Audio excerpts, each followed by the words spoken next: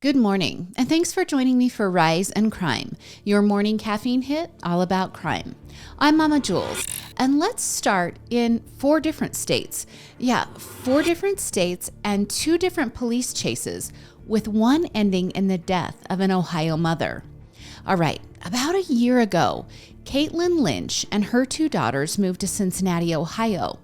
See, she had married a man who was not the father of her children, and it's unclear if that was the reason for the move. In fact, I'm just going to be honest with you guys. The online presence of the people involved in this case is 0. I've searched for family, for the victim on Facebook and Instagram, and I'm finding nothing. But the story is so intriguing, I'm going to tell you anyway. So Caitlin Lynch moves to Cincinnati, and then her new husband, well, he dies of an unexpected illness in the spring of this year. And that's it on her background. I wish I had more. But here is where the details do become available. Caitlin secured a job working for James Hartke. Now, he's an attorney in Cincinnati. And her coworkers, well, they loved working with her. She was a coveted aide in the office, with others lobbying for her to work with them. Sherry Rickman, her coworker, she described Caitlin as a super sweet and spunky girl. She was a hugger. So am I. So I totally get you, Caitlin. And her coworker also said her 2 daughters were her world. Now, according to Caitlin's father, Dan, Caitlin had studied criminal justice, and she was thrilled to be working in the law firm atmosphere. All right, about a month ago, Caitlin agreed to allow one of her deceased husband's friends to move in with her. Now, 32-year-old Lance Miller of Abbott, Texas, moved across several states because he was having a hard time in life. Okay, maybe. Or maybe he had romantic feelings for Caitlin. She's a beautiful woman. So that would make sense too. And these questions, well, they're not being answered. Some sources say he was living in the basement because of his downturn in luck. Other sources say there was a romantic interest between Caitlin and Lance. And one source saying that it wasn't reciprocated love is Caitlin's boss, James. He said when he shared drinks with Lance and Caitlin one evening that it appeared he was enchanted with Caitlin, but she didn't feel the same way. Well, the living arrangement was short-lived because 2 weeks ago, Caitlin was standing outside of her home talking on her cell phone to a friend when Lance came out of the home and he shot Caitlin. He then put Caitlin in the passenger seat of her BMW and he sped away. Now, Cincinnati police were alerted to the shots fired and they arrived at the home, but Lance and the injured Caitlin were long gone. Over the next 2 days, police called the incident a potential kidnapping, and they worked with other state agencies to track the 2 in Caitlin's car. Early Saturday morning, a police pursuit of the BMW began in Wilson County, Tennessee. The pursuit extended through multiple counties. Eventually, the tires of the BMW, well, they were popped, and officers were able to stop the car being driven by Lance. Officers were stunned to find Caitlin dead in the passenger seat. Now, Lance was immediately arrested on charges of fleeing law enforcement and abuse of a corpse. And murder charges, they're not going to be filed in Tennessee because law enforcement believes the murder took place in Cincinnati. And Lance is incarcerated, awaiting extradition to Ohio. Okay, it is unclear if Caitlin knew about Lance's recent past. On July 31st, just a day or 2 before Lance arrived in Ohio to move in with Caitlin, he was also involved in another police pursuit in Oklahoma. Lance was arrested after a low-speed pursuit in a stolen truck in Oklahoma City. After multiple failed pit maneuvers, police were successful when they forced Lance's stolen vehicle to spin out of control. When police removed Lance from the truck, he was holding a beer. Now, Lance was evaluated for a few scrapes, but no one, including cops, were hurt during the pursuit. And Lance went on to make bail. But who bailed him out? And how did he get to Ohio after being bailed out? Okay, that's just a couple of the questions that have yet to be answered. And if you're keeping track, we have Texas, Oklahoma, Ohio, and Tennessee all involved in the case. Okay, so her boss was saying that they weren't an item, right? Well, that boss also said that women who worked in the office with Caitlin felt uncomfortable with Lance. But guess what Caitlin's dad, Dan, is saying? Well, he told Fox News that Lance was his daughter's new romantic interest and that he was moving in from Texas. He also told Fox News that he thought his daughter was working as a paralegal at the time of her death. So I'm not really sure how intimately connected to her life her dad was. But he did say the following about his daughter's potential killer putting her body in the passenger seat and driving to Tennessee. He said, I mean, he's one sick puppy. Okay, on her GoFundMe page that's raised over $65,000, the description says that anyone who knew Caitlin knew how much she loved being a mom to her two beautiful daughters. The page also describes how she was willing to lend a hand and that she was funny, beautiful, determined, and that she will be deeply missed by all. I am absolutely sure we are going to get more details in this case, especially when Lance gets extradited to Ohio, and I'll bring you the updates as promised. And I keep my promises, and I have two quick updates to cases I've previously reported here on Rise in Crime. Okay, first, the New York Socialite Shover, Lauren Pazienza, has pleaded guilty to her manslaughter charge.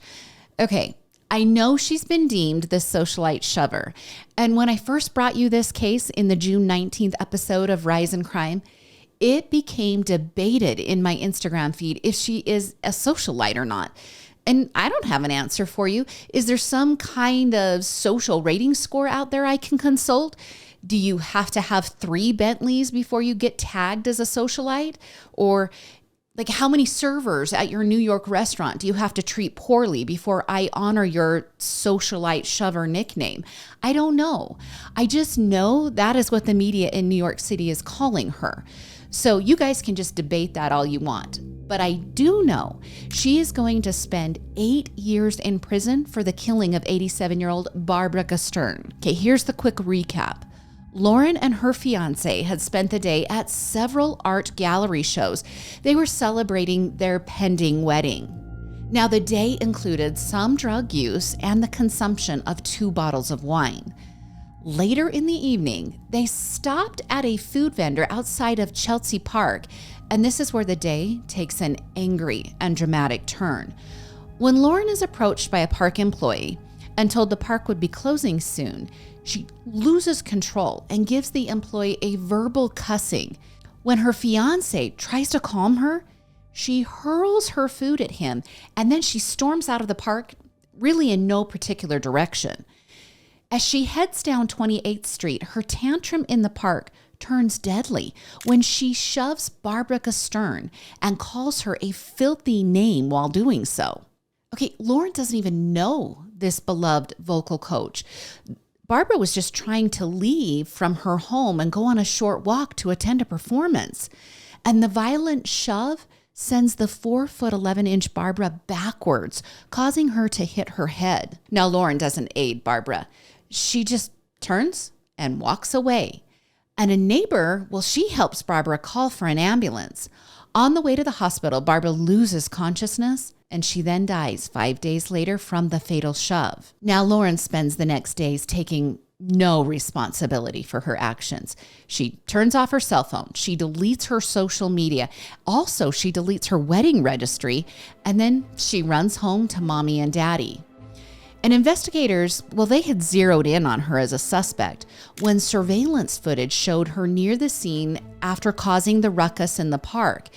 In fact, she hangs out for about 20 minutes watching medical personnel attend to Barbara. And then partway through that 20 minutes, her fiance approaches her, and again, she gets into a physical altercation with him. All of that being caught on security cameras.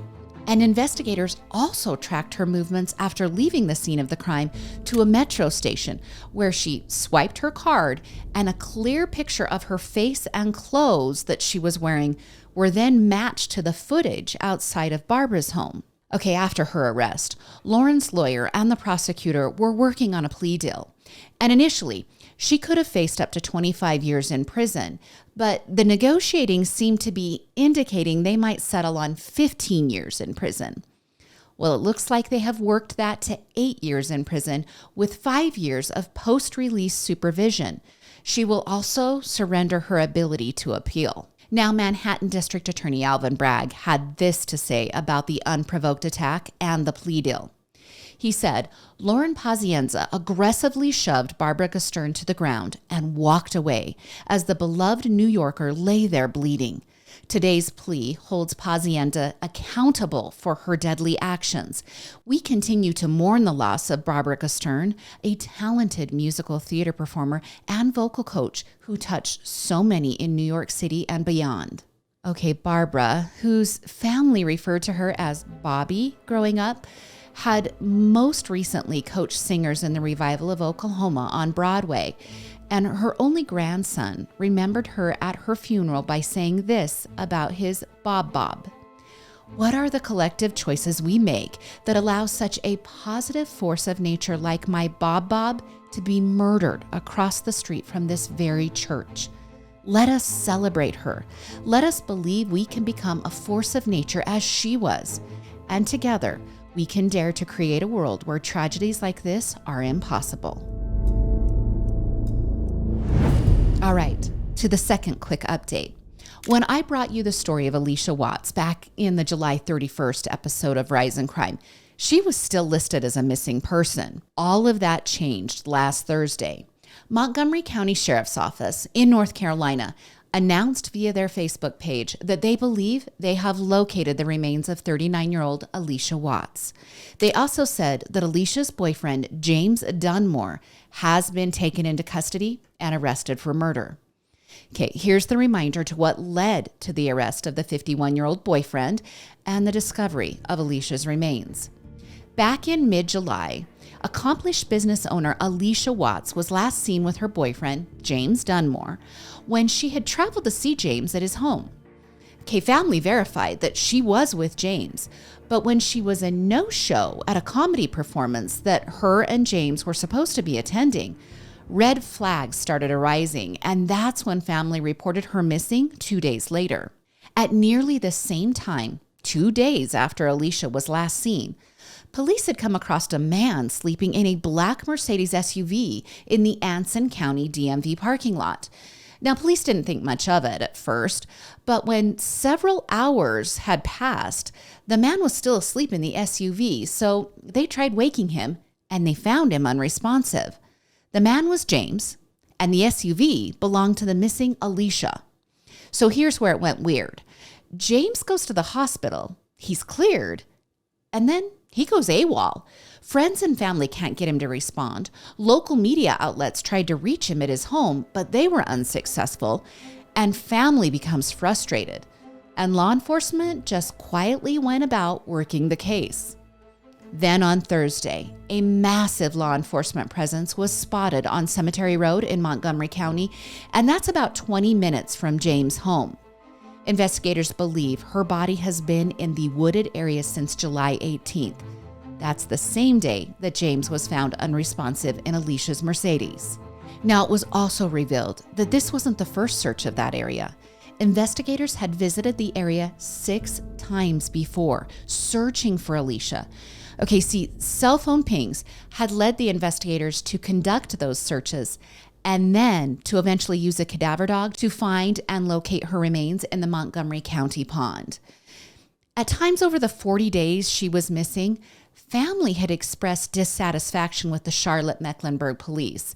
At one point, police had even told the press that they felt Alicia had left on her own accord, which, remember, any grown adult can do that. That's not a crime.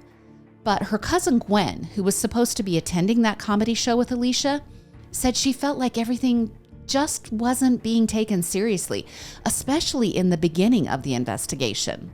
Now, according to WSOC-TV in Charlotte, there are currently 3,500 missing persons. I was blown away by that number.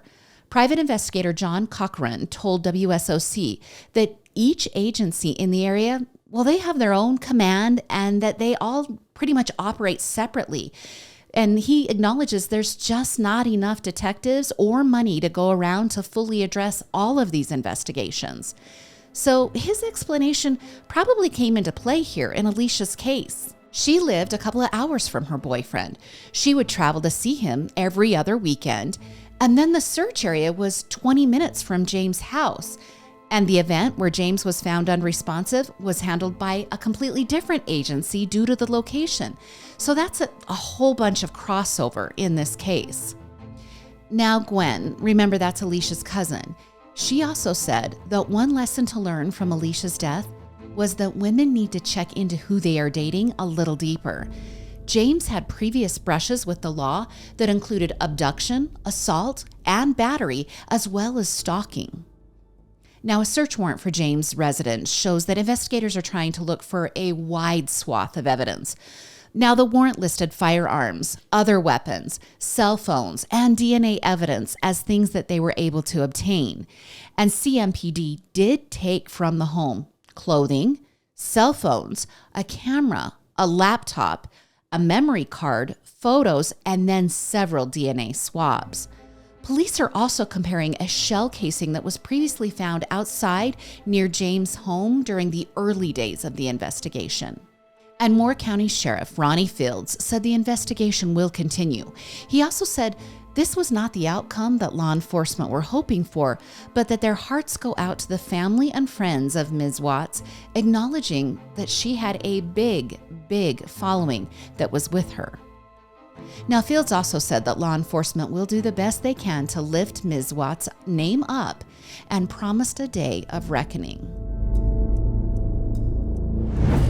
All right, and since we have time today, I'll tell you this quick crime story that has a better ending.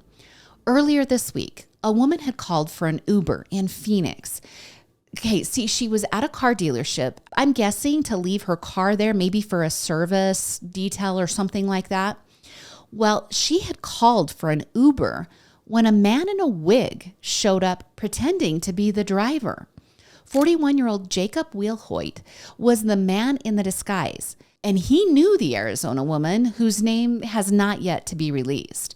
So it appeared this wasn't a targeted attack. They actually knew each other. Now, Wilhoit allegedly restrained the woman with zip ties and shoved her into the Honda van. That night, he and the victim slept at Lake Mead Park. The next day, the van made a stop at a Seligman, Arizona gas station, where the woman slipped a quickly penned note to another woman who was at the station. The note had the word "help" at the top. Then it listed her name and instructions to call 911. It also said blue Honda van, and then the plate number was listed. Then it read, going towards Kingman, Las Vegas. Now that angel customer took the note seriously and she called 911. She handed over the note and also gave detailed descriptions of the woman who gave her the note and also the driver of the van who ended up being Wilhoit. Now the alert woman also pointed law enforcement in the direction of where the van was headed.